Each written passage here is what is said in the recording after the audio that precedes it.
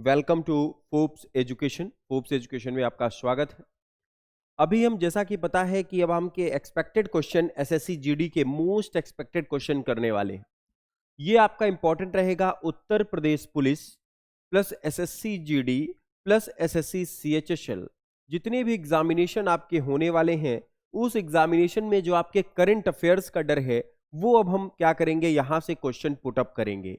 जो आपका maximum portion होगा उसके बारे में हम पूरे क्वेश्चन करेंगे। साथ में ये जो सीरीज चल रही क्वेश्चन आंसर की, we will discuss on all about the most expected question है, current affairs plus static G K all about these. और आपके लिए गोल्डन अपॉर्चुनिटी है कि फोर्ब्स एजुकेशन ने टीजीटी और एसएसटी, साइंस, इंग्लिश, इन सब के सब्जेक्ट भी हमने स्टार्ट किए हैं। तो अगर कहीं आपको प्रॉब्लम है तो वो भी आप ज्वाइन कर सकते हैं।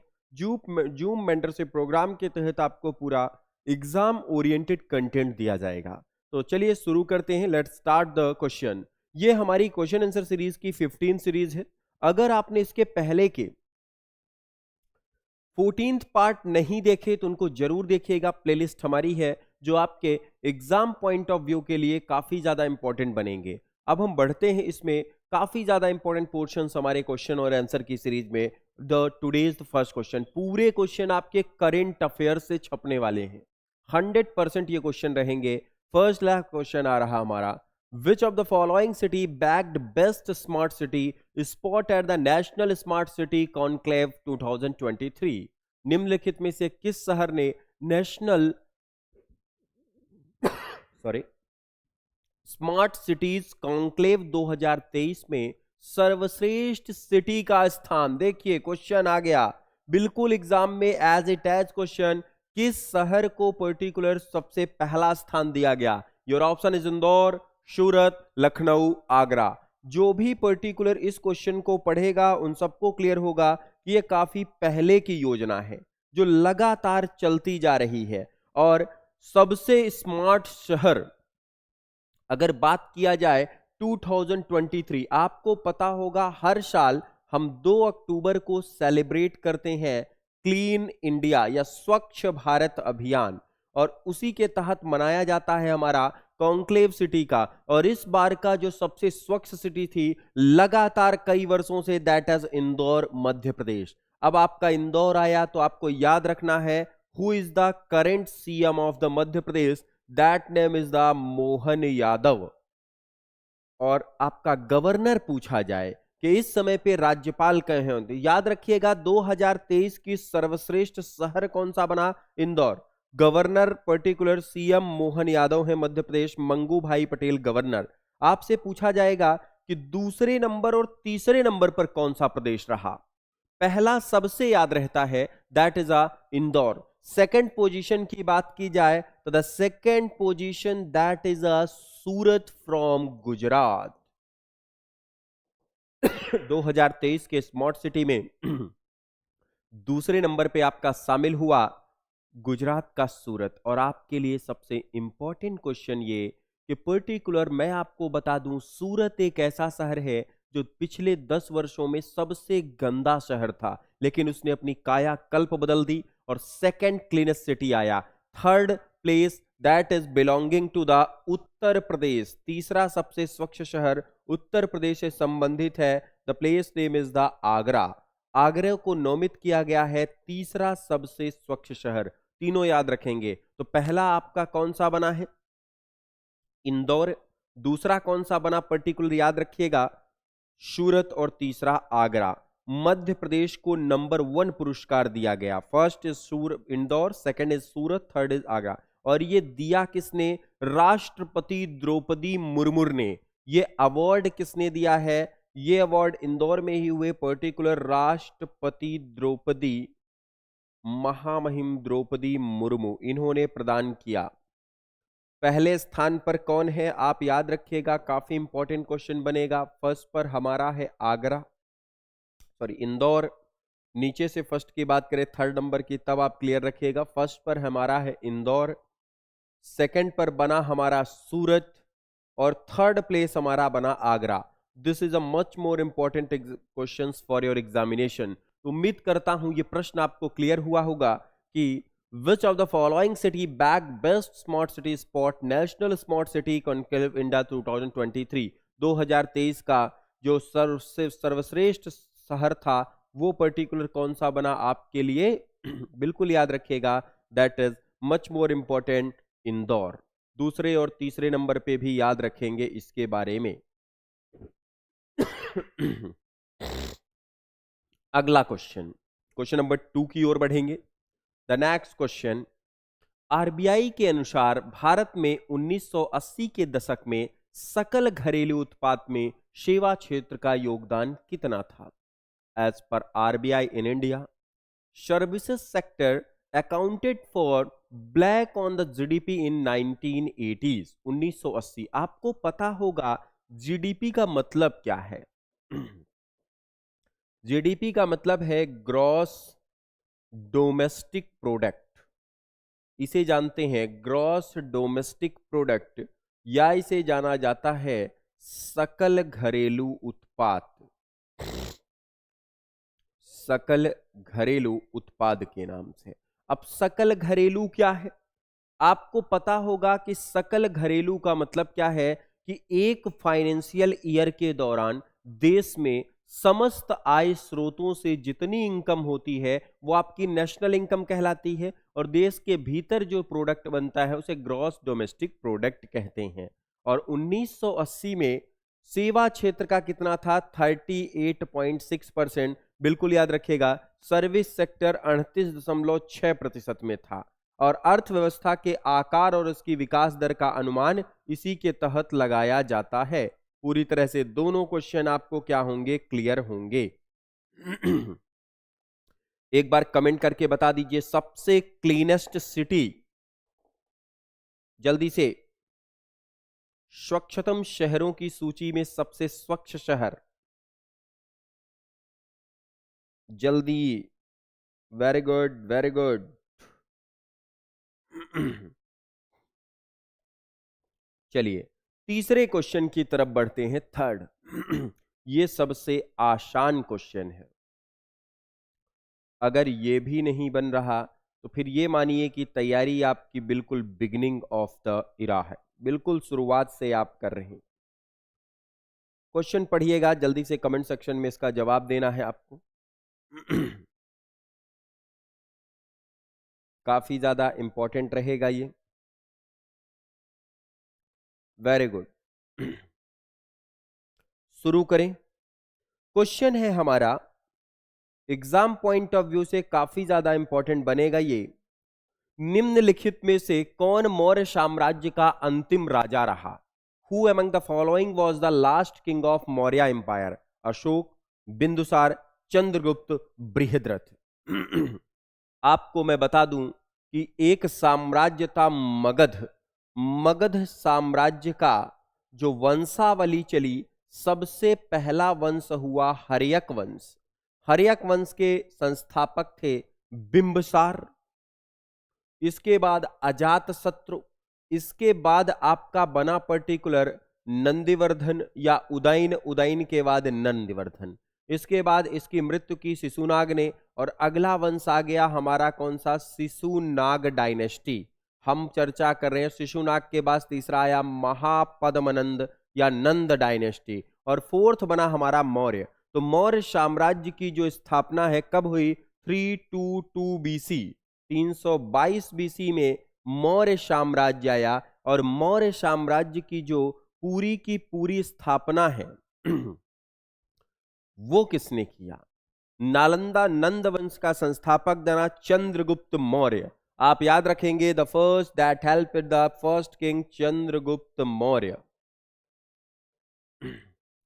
अब आपसे चंद्रगुप्त मौर्य आया, अंतिम शासक की बात की जाए, the last king that is fourth option Ashok, Bindusar, Chandragupta और बृहद्रथ। बिल्कुल याद रखिएगा, मौर्य का लास्ट राजा था बृहद्रथ।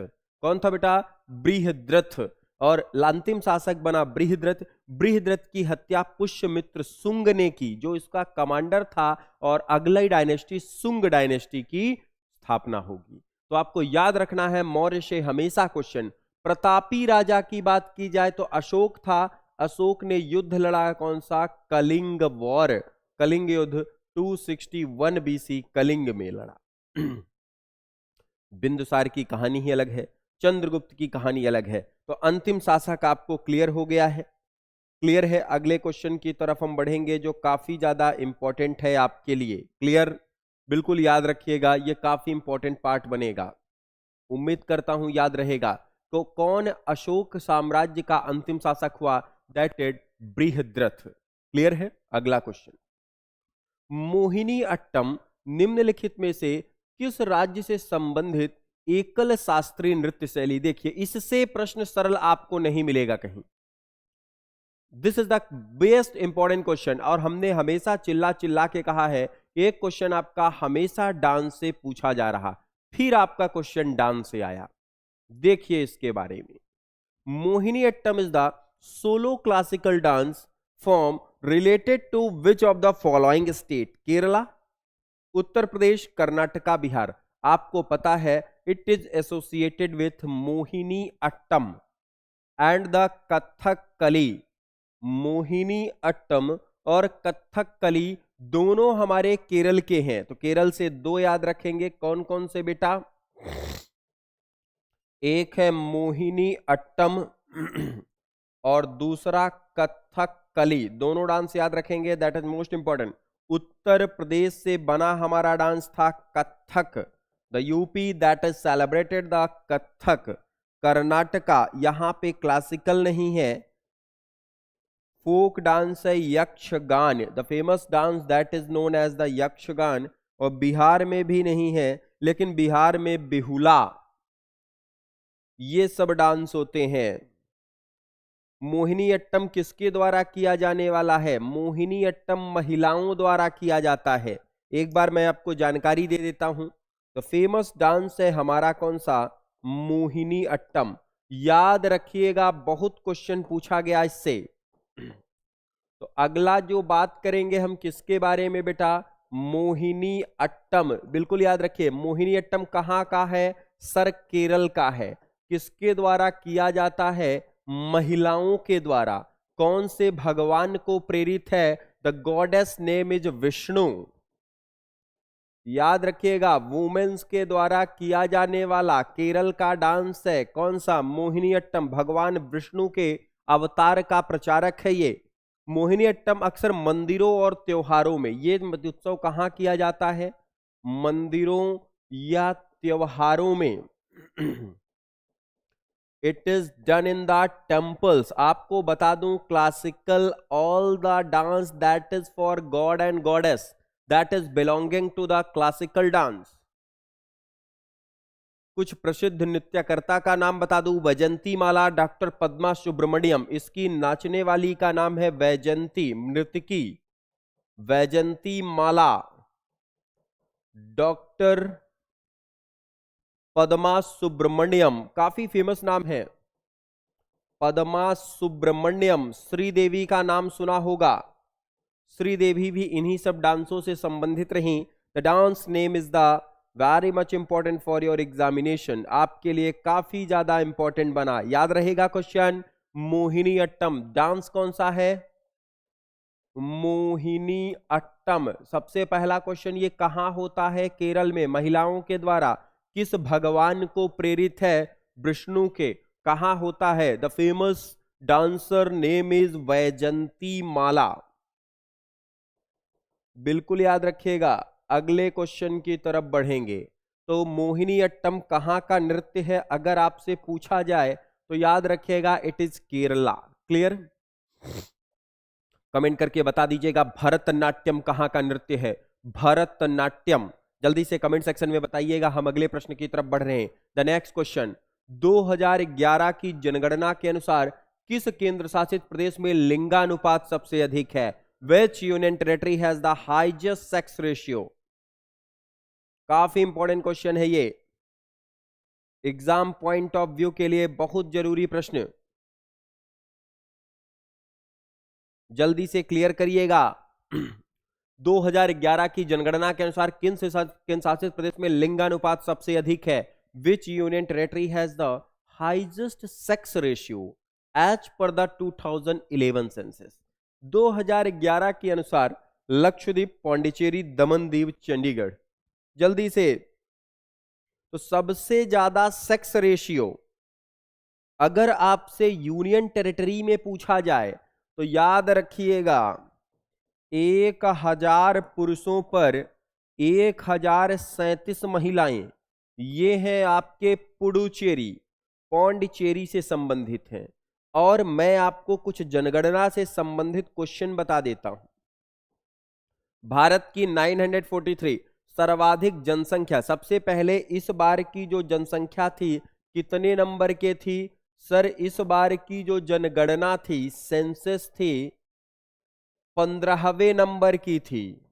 सबसे कब शुरू हुई? 2011 में शुरू हुई थी। 2011 का हमारा मोटो क्या था? हमारी जनगणना हमारा भविष्य, ये इसकी टैगलाइन थी। 2011 जनगणना की टैगलाइन हमारी जनगणना हमारे भविष्य। और उस समय मुखिया कौन थे? सी चंद्रमौली। कुछ वन लाइनर फैक्ट बता देता हूं। सर्वाधिक जनसंख्या घनत्व वाला राज्य, सबसे ज्यादा डेंसिटी, ज्यादा लोग कहां रहते हैं? बिहार में। कितने? 1103 प्रति स्क्वायर किलोमीटर। सबसे कम डेंसिटी,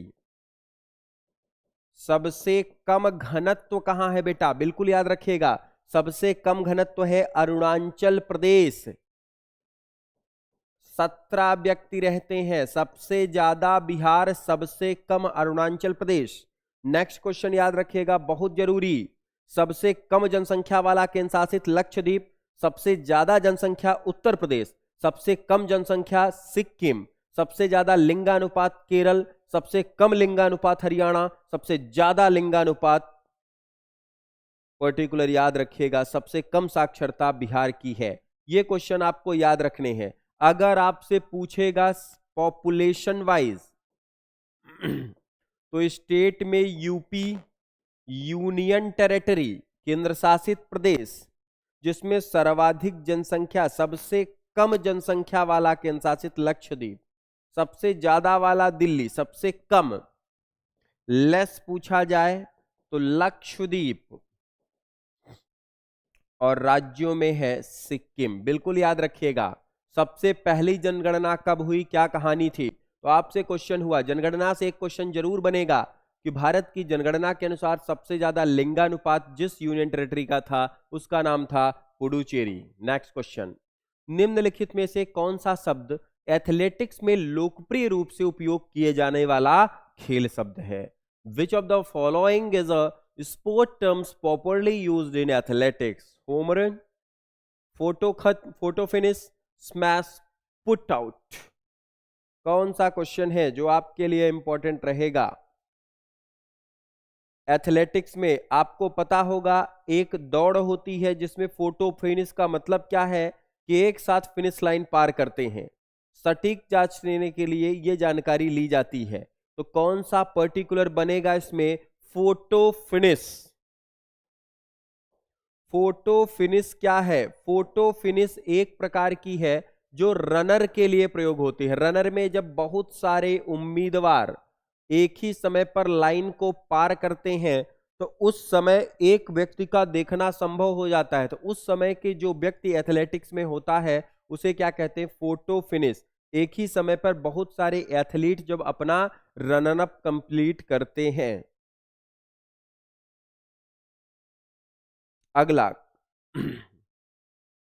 काफी ज्यादा इंपॉर्टेंट क्वेश्चंस हैं, चलेंगे इसमें। क्वेश्चन नंबर 7, खाली स्थान को भारत में गुजराती नववर्ष के रूप में मनाया जाता है। Bestu Varas, Vishu, Losar, Losoong. Blank is the celebrated at Gujarati new year in India. Bestu Varas, Vishu, Losar, लोशांग। आपको मैं बता दूं, गुजरात में जो नव वर्ष मनाया जाता है उसे जाना जाता है वेस्तु वरस। किस नाम से जानते हैं बेटा? वेस्तु वरस के नाम से। द वेस्तु वरस गुजरात में। लेकिन मध्य प्रदेश में इसी पर्टिकुलर नव वर्ष को चैत्र नवरात्रि के रूप में मनाते हैं। किस नाम में बेटा? चैत्र नवरात्रि। बिल्कुल याद रखिएगा। बिहू असम में रंगोली बिहू, असम में इसी को मनाया जाता है रंगोली बिहू के नाम से, बिल्कुल याद रखिएगा। गुजरात में वेस्टू बरस, मध्य प्रदेश में चैत्र नवरात्रि, और यहां पर particular rangoli.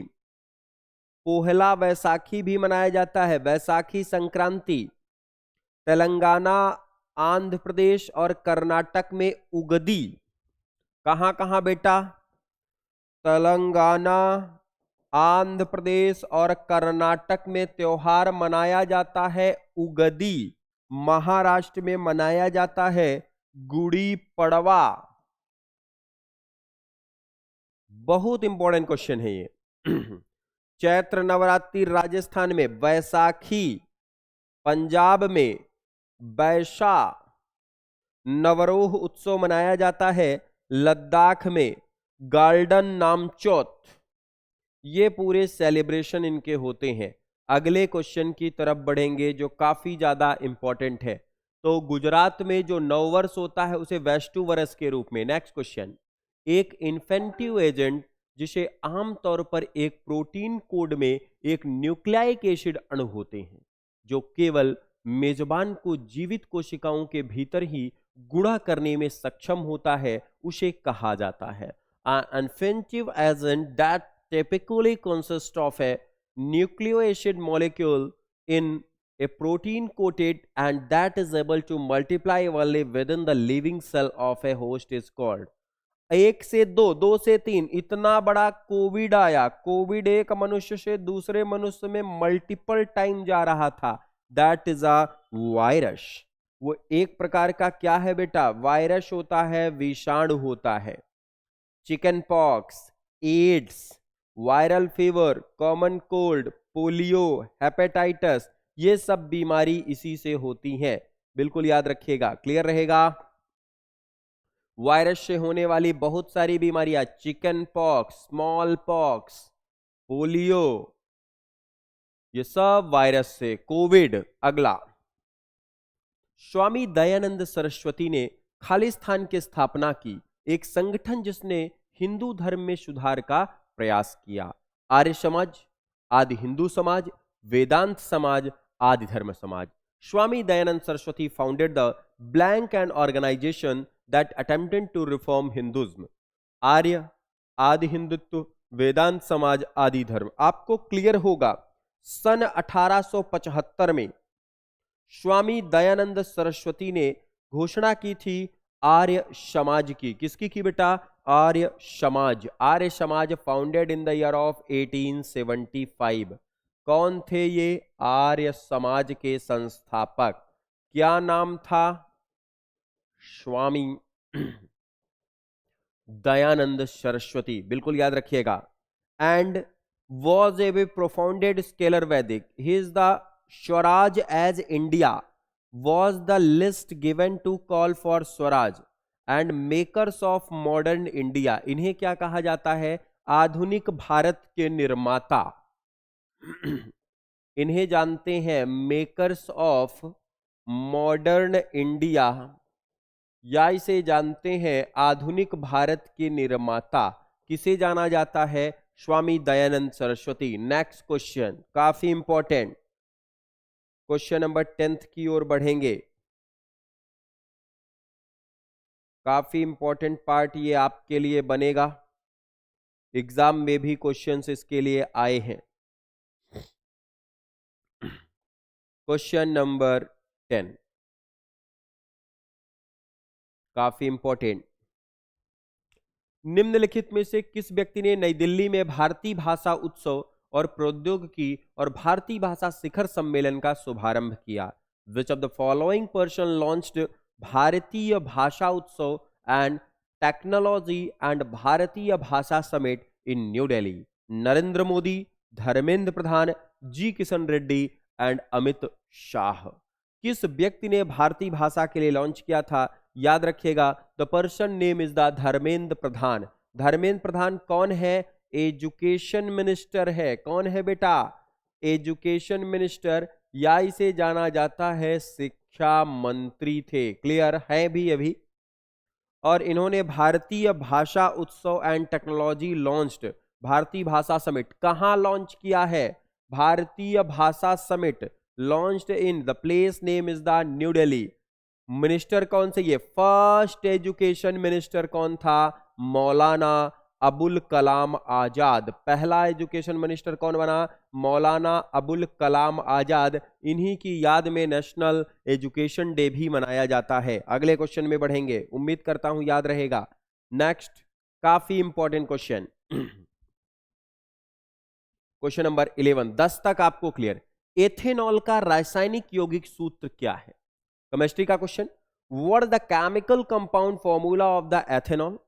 CaCO3, CH3COOH, CH3CH2OH, CHCl3। तो आपको मैं बता दूं, एथेनॉल जिस पे भी नॉल वगैरह लगे उसका पर्टिकुलर नाम होता है, आप याद रखिएगा, उसे जाना जाता है पर्टिकुलर एथेनॉल के नाम से, CH3CH2OH। This is the right. CaCO3 क्या होता है? Calcium carbonate. It is known as calcium carbonate. CH3COOH acetic acid. This is ethanol. CHCl3 that is chloroform. एक क्वेश्चन जरूर आपका आएगा, ये मैं आपको दे दूंगा अलग से, तो आप याद रखिएगा। This is the chloroform. ये क्या है आपका? एसिटिक अम्ल। ये क्या है आपका? Calcium carbonate. बिल्कुल याद रखेंगे, कैल्शियम कार्बोनेट के नाम से जाना गया। अगला, भारत के संविधान का निम्नलिखित में से कौन सा अनुच्छेद राज्य कार्यपालिका से संबंधित है? Which of the following article of the Indian Constitution deals with the state executive? राज्यों से संबंधित कौन सा है आपके लिए? बिल्कुल याद रखिएगा, आर्टिकल नंबर 153 to 156। आपको पता है 153 से 167 ये पूरा राज्यपाल की एक्टिविटी चालू हो जाती है, और ये पूरा संबंधित किससे? आपके राज्यों से। 153 राज्यों का राज्यपाल होगा, 154 राज्य की कार्यपालिका होगी, 160 आकस्मिक राज्यपाल की क्षमाधान, 161, 165 अटॉर्नी जनरल, चीफ मिनिस्टर 167। ये आपके इंपॉर्टेंट आर्टिकल रहेंगे। Article number 153 governor, article number 167 CM, article number 161 governor की पार्डन पावर, क्षमादान। ये आपके राज्यों से संबंधित आर्टिकल आपको पता है। 123 क्या है? 123 में अध्यादेश जारी होता है। 143 में पर्टिकुलर जो सुप्रीम कोर्ट के वकील न्यायाधीश होते हैं, वो राष्ट्रपति को सलाह दे देते हैं। इस प्रकार की पूरी एक्टिविटी है। राइट आंसर आपका 153 to 157। कौन सा जलमार्ग अटलांटिक महासागर को प्रशांत महासागर से जोड़ता है? Which waterway connects the Atlantic ocean with the Pacific ocean? Suez canal, क्वेन canal, Volga Don canal, Panama canal. कौन सा जलमार्ग अटलांटिक महासागर को प्रशांत से जोड़ता है? स्वेच नहर, कील नहर, वोल्गा डॉन नहर, पनामा। ये आपका इंपॉर्टेंट क्वेश्चन आ गया। कहां से? ये बना है वर्ल्ड जियोग्राफी से। अब पनामा कैनाल जो बनती है कॉलोनी से लेकर पर्टिकुलर बढ़ती है अटलांटिक महासागर को प्रशांत महासागर से जोड़ती है, the name is the Panama canal. कौन सी बनेगी बेटा? पनामा। अटलांटिक से पूरी तरह से जाती है, जो पैसिफिक ओशियन को कनेक्ट करती है। क्लियर रहेगा? उम्मीद करता हूं ये क्वेश्चन आपको क्लियर है। Very good. अगले क्वेश्चन की तरफ बढ़ेंगे। महात्मा गांधी राष्ट्रीय ग्रामीण रोजगार गारंटी अधिनियम मनरेगा भारत सरकार के प्रमुख के अंतर्गत आता है। The Mahatma Gandhi national rural employment guarantee act MNREGA government of India comes under the flagship of. आपसे जरूर पूछेगा मनरेगा किसके, किस समाज के अंतर्गत, किस मंत्रालय के अंतर्गत आता है? पहला ऑप्शन सामाजिक न्याय व अधिकारिता मंत्रालय, स्वास्थ्य एवं परिवार कल्याण, आवास एवं शहरी कार्य, ग्रामीण विकास मंत्रालय। तो याद रखिएगा, it comes under the 2003। It is acting ग्रामीण रोजगार बना 2003 में, इसका नाम बदला महात्मा गांधी के नाम से पर्टिकुलर 2006 में। और ये आती है कौन से मंत्रालय के अंतर्गत? इट कम्स अंडर द ग्रामीण मिनिस्ट्री ऑफ रूरल डेवलपमेंट, ग्रामीण मंत्रालय के अंतर्गत इसको रखा गया। आज भी कम से कम 100 दिन के रोजगार की गारंटी है मनरेगा, याद रखिएगा। अगला क्वेश्चन, क्वेश्चन नंबर 15, बजट दस्तावेज कुल व्यय को खाली स्थान में वर्गीकृत करते हैं। सेवाओं और गैर वस्तु और आय, आंशिक एवं संपूर्ण व्यय, योजना एवं गैर योजना। Budget document classified total expenditure into services and non good services, goods and income, part and whole expenditure, plan and non plan expenditure. किसके तहत इसको एड ऑन किया जाता है? याद रखिएगा, बजट जो है आर्टिकल नंबर 112 में है संविधान के, और ये कहता है कि बजट जो कुल व्यय को डिवाइड करेगा योजना एवं गैर योजना, plan and non plan expenditure में। प्लान क्या होते हैं? जो सरकार के द्वारा चलाए जा रहे हैं। नॉन प्लान जो close to design consumption government एडसली ब्रिंग आउट रूटीन, ये सब इसमें पूरी तरह से जुड़ दिए जाते हैं। क्लियर? याद रखिएगा, काफी इंपॉर्टेंट क्वेश्चन है। बजट दस्तावेज कुल व्यय को किसके साथ जुड़ा? इसमें। अगला, कौन सा नृत्य दिग्गज 1992 में पद्म भूषण पाने वाले सबसे कम उम्र का व्यक्ति था? Which dancing legend was the youngest recipient of the Padma Bhushan? ये भी बिल्कुल क्लास का आपको पता होगा। अनुराधा पांडे, सोनल मान सिंह, उदय शंकर पंडित, बिरजू महाराज। अनुराधा पांडे, सोनल मान सिंह, उदय शंकर पंडित, बिरजू महाराज। नृत्य दंगत 1992 में पद्म भूषण सबसे कम पाने वाली व्यक्ति का सोनल मान Singh. The famous person name is the Sonal मान सिंह। याद रखिएगा, सबसे कम उम्र में पद्म भूषण प्राप्त करने वाली नृतिका है सोनल मान सिंह। बिरजू महाराज किससे संबंधित है? कथक से। ये ऑलरेडी सब संबंधित उसी से। अगला 17, काफी इंपॉर्टेंट क्वेश्चन, 17 की ओर बढ़ेंगे, लेकिन उसके पहले आपको ये कॉन्सेप्ट याद होना चाहिए।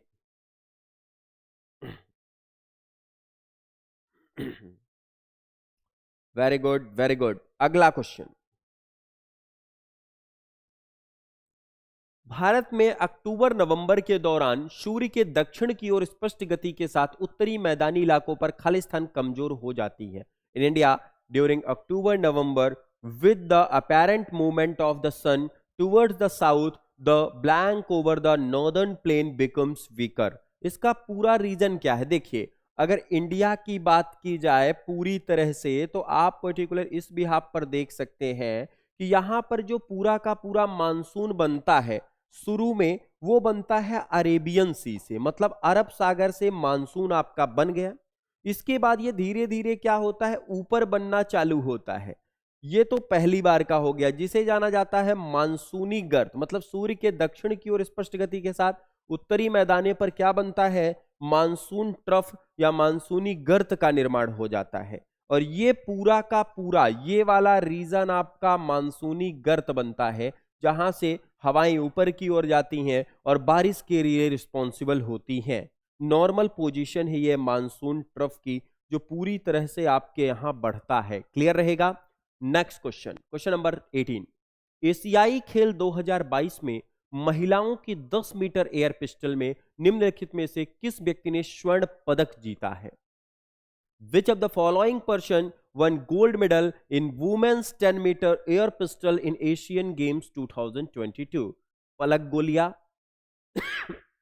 ईसा सिंह, किशमाला तलक, मनु भाकर। एशियाई खेल 2022 हांगजोई चाइना में हुए, हांगजोई चाइना में, और इस बार का पर्टिकुलर एयर पिस्टल में स्वर्ण पदक पलक गुलिया। किसने जीता है? पलक गुलिया ने। दिल्ली की 4th की थी पर्टिकुलर, याद रखिएगा। और एशियन गेम्स 2022 कहां हुए? हांगजो चाइना। भारत की स्थिति गोल्ड मेडल, इसके ऊपर मैंने क्लास ली है। अगले क्वेश्चन की तरफ बढ़ें। Which measuring instrument consist of a metal triangular flame supported on 3 legs used to measure the radius of curvature of an object such as lens and curve mirror which are spherical in shape? किस माप उपकरण में 3 पैर पर समर्थित एक धातु त्रिकोणीय फ्रेम होता है जिसका उपयोग वस्तु जैसे लेंस को घुमावदार, दर्पण, गोलाकार की वक्रता त्रिज्या, वेस्कोमीटर, स्फेक्टोमीटर, वर्निमीटर, स्क्रू गेज। जल्दी से क्लियर करिएगा कौन सा पर्टिकुलर है। ये पर्टिकुलर होता है जिसमें आप स्फेरोमीटर का प्रयोग कर, किसका होता है, स्फेरोमीटर। ये आप बिल्कुल याद रखिएगा। पेंच, वर्नियर कैलिपर से तार की तन्यता नापी जाती है। फिजिकल इक्विपमेंट्स है, आपका ये टॉपिक जरूर करना है, इंपॉर्टेंट इक्विपमेंट्स एंड मेजरिंग। महत्वपूर्ण इक्विपमेंट्स कौन कौन से चलते हैं, उसके बिहाफ पर ये चीजें क्या है आपके लिए इंपॉर्टेंट रहेंगी। अगला और अंतिम आज का प्रश्न, क्वेश्चन नंबर 20। डीएनए का प्रत्येक पॉलीन्यूक्लियोटाइड नामक एक छोटी इकाइयों से बना है। डीएनए, न्यूक्लियोटाइड, परमाणु झिल्ली, नाभिक। Each polynucleotide of DNA is made up of small unit called nucleoside, nuclear, membrane, nucleus. किसके द्वारा यह बना होता है? तो आपको मैं बता दूं, नाभिक के अंदर दो प्रकार की चीजें होती हैं, डीएनए और आरएनए। और डीएनए का निर्माण होता है न्यूक्लियोटाइड, डाइऑक्सी न्यूक्लियोटाइड एसिड। तो ये कौन सा होता है? न्यूक्लियोटाइड। कौन सा होता है बेटा? न्यूक्लियोटाइड के नाम से जाना जाता है। क्लियर रहेगा यहां तक? कोई दिक्कत है? ये पूरे 20 के 20 क्वेश्चंस आपके लिए इंपॉर्टेंट है, करंट प्लस स्टैटिक दोनों के कॉम्बिनेशन से बताए गए। अगर आपने इसके पहले के क्वेश्चन नहीं देखे तो उम्मीद करिएगा 100% आप क्वेश्चन जरूर देखिएगा। ये आपके एसएससी जीडी, यूपी पुलिस दोनों के लिए 100% क्वेश्चन है। जाते जाते क्वेश्चन बता दीजिए पर्टिकुलर कि स्वच्छता सर्वेक्षण सूची में तीसरा कौन सा शहर था? जल्दी से ये आपको कमेंट में छोड़ के जाना है और ये आंसर क्वेश्चन क्लासेस आपके लिए रखनी है। तब तक के लिए थैंक यू। अगली क्लास भी आपको क्या होगी? प्रोवाइडेड हो जाएगी।